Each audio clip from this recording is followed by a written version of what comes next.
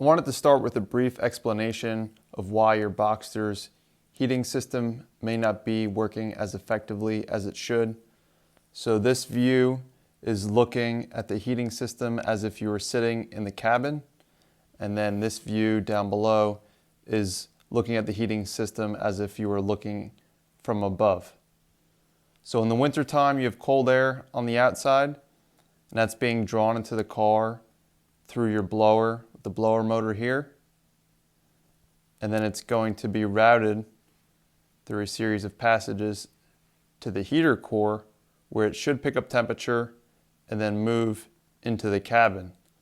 But with time, what happens is there are holes in these doors, and from the factory the holes were covered with foam, but with time that foam gets blown out through your vents. So in essence, you have open holes in these doors, and cold air just comes in directly through those holes. So the goal is to use HVAC tape and cover all of the holes there to make the doors solid again. This way that cold air is properly routed to the heater core and then has time to mix, pick up temperature, and then come through your vents as heat. So again, cold air coming in, moving back to the heater core, and then coming in as heat. So when you cut into your HVAC duct, as you're sitting in the cabin, this is that first door that you'll see, and then you'll be able to actuate this door, opening it up, and then reach the series of doors back here closer to the heater core and tape those up as well. Before we get started, I just wanted to go over the tools you'll need for this job. I had most of them already, so it only cost me $5 for the HVAC tape. You don't have to be too specific with the brand. They're all pretty similar from the hardware store. Tape measure, a screwdriver with a T20 Torx bit, auto trim removal tool set, a box cutter with a fresh blade, and a pair of gloves. And I found a good place to start is the tool that looks most like this, and right underneath it. Right from there, that's a good place to start to try to pry up on these. So they pop right out, and I'm going to leave the electrical connectors in place for the time being, and then I'm going to start working on the screws. These are T20s that are holding the center stack in. So there was 4 of those T20 screws, and then I was able to grab on either side of the center stack and start pulling it away. But it's apparent that you will have to remove these electrical connectors. If you are having any issues removing those electrical connectors, use the trim tools if you have them to help pry up on it, but they do come right off. You may have to pull it a little bit hard. So I put a box on the passenger seat in order to help hold the center stack in place. And it's worth noting I still have the battery connected because I will have to mess with some of the buttons in order to move these doors once I can see them. So once that's out of place, you'll see this duct here, and that's what we're going to be trying to access, these doors that are within the duct. So in order to do that, I'm going to have to actually take a box cutter with a fresh blade and then carve into this duct 2 different points in order to pull this down and out of the way. Take a box cutter with a fresh blade and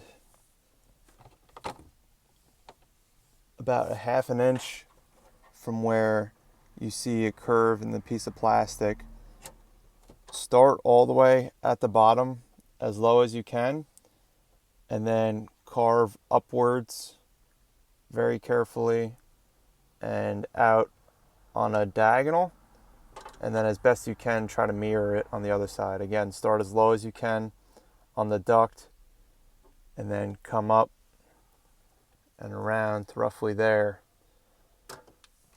Should slice pretty easily with a new blade. And then we're going to pull this vent down as best as you can. Again, watch the electrical connections. Make sure you don't cause any further damage while you're in here. So tuck this out of the way. And then behind that, you should see an aluminum door. And the foam that was blowing out of the vents was originally designed to cover these holes in the aluminum door. So the holes, from what I understand, were built into the door so that the door was lightweight and it could be easily actuated. What happens is the foam degrades with time and it blows out through the vents. So what we're going to be doing is using that HVAC tape to cover up these holes in the doors, and that will allow for the cold air to mix more efficiently with the heater core and to blow out the vents. So try to situate this as best you can out of the way. You can duct tape it down if you have to, but that may not be necessary. And so just bend that piece of plastic out of the way. Try not to snap it, try to be somewhat gentle with it. And then once you have it bent out of the way, I was able to tuck it underneath this little piece of metal on the side and try to tuck it in the front too. And then these are the doors that the foam used to be covering these holes in these metal doors. And without the foam in place, that's why the air has trouble mixing. So I'm just trying to measure it right now to see about how long I should be ripping the piece of HVAC tape. And it's about 7.5 inches long. And then with that, I got metal HVAC tape. And I'm going to try to cover up those holes in there. Like I said, there's doors behind this first one, so I'm going to try to tape this one in place how it is and then try to actuate it so it's out of the way. Tape the one behind it. Power on to the car. If you hit this button here, the vent button, that's going to actuate these doors. So whichever way you find easier. Here, let me show you. I guess so. The HVAC has to be on even if it's low, and then you hit the vent button there, and then that actuates the door. So you may find it easier to tape the door with it in the open position or to do it with the closed position.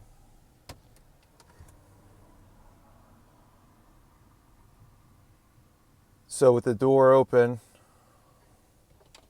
once you do tape up that holes on the first door, you're gonna have to reach your hand back in there and then tape up those holes on the doors behind it as well. And that's gonna be a further reach, and you're gonna have to do that with that door open. So that's what it looks like with 2 pieces of tape over it. I may go and put another one right down the center. And then it's a good idea to reach your phone back there and take a picture with the flash on to make sure that you have all of the holes covered. And to reach that rear door, what I'm doing is measuring the tape and then bending it almost in a V-like shape. And then that will allow it to be narrow enough to sneak it back there. And then tack it onto the top of the door and work your way down the door with your fingers. So this is what it looks like, fully taped up. Just know that once you're working back in that cubby, there are holes that need to be covered a little bit towards the passenger side, but also ones that aren't visible, and they're going to be towards the driver's side. So you really have to reach your hand back in there, and it's not going to show up on camera, but it would be to the left of where those holes are there. And then make sure you wear some kind of latex or rubber gloves. That's a little bit of blood splatter.